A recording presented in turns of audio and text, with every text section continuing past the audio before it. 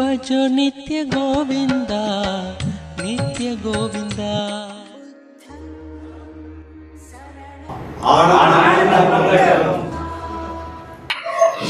நான் ஃபஸ்ட்டு சடோரி அந்த program attend பண்ணேன்.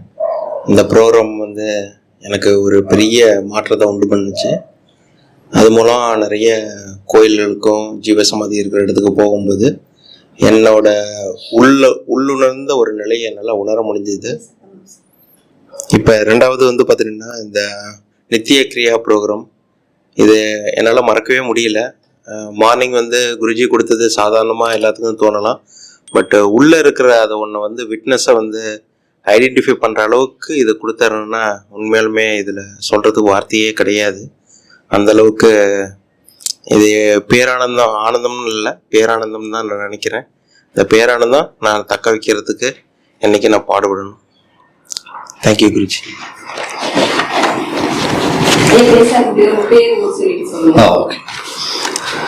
என்னோட பேர் வந்து சரவணகுமார் ஃப்ரம் சென்னை. குருவுக்கு நன்றி. சடோரி அட்டன் பண்ணதுக்கு அப்புறம் இது செகண்ட் டைம் வந்து இப்போ இந்த ஆத்ம நித்திய கிரியா யோகாவுக்கு வந்திருக்கேன் நான். ஆஃப்டர் சடோரிக்கு அப்புறமே வந்து பார்த்தீங்கன்னா என் மைண்ட்குள்ள நல்ல காம்னஸ், அது நல்லா ஃபீல் பண்ணேன்.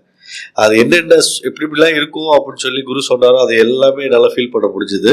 அது இன்னும் ஃபீல் பண்ணிட்டு இருக்கேன். அதனால தான் அந்த உத்வேகத்தில் தான் அங்கே திருப்பி நித்திய கல்யாணம் இருந்தது வந்து வரணும் அப்படின்னு சொல்லிட்டு சென்னையிலேருந்து நிறைய ஒர்க் இருந்தது, எக்ஸாம் டியூட்டி எல்லாம். பட் அப்படி இருந்தாலும் அது எல்லாத்தையும் போஸ்ட் ஆஃப் பண்ணிட்டு அவங்க உடனே வந்தேன் நான் ஆக்சுவலாக.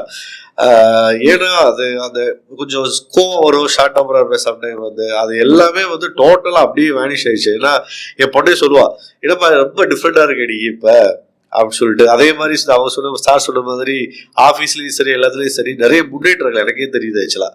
நல்ல சேஞ்சஸ் ப்ரொஃபஷனலாகவும் சரி பர்சனல் லைஃப்லேயும் சரி நல்ல சேஞ்சஸ் எனக்கே தெரியுது. ஏன்னா நம்ம அண்டத்தில் உள்ளது பிண்டத்தில், பிண்டத்தில் உள்ளது அண்டத்தில்ன்ற மாதிரி நம்ம இங்கே உள்ள சேஞ்ச் ஆக ஆட்டோமேட்டிக்காக எல்லாமே வெளியும் சேஞ்ச் ஆகுது.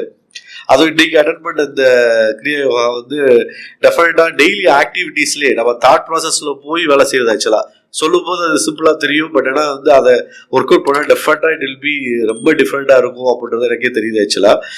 ஸோ இது டெய்லி ஆக்டிவிட்டீஸ்லேயும் சேஞ்ச் பண்ணும்போது நம்ம டெஃபினட்டாக நம்ம கர்ம புதுசாக உருவாகாமல் இன்னும் நம்ம அடுத்த நிலைக்கு போகக்கூடிய வாய்ப்பு கம்பல்சரி உண்டு ஆக்சுவலாக. கண்டிப்பாக நடக்கும் நான் நம்புறேன் நான்.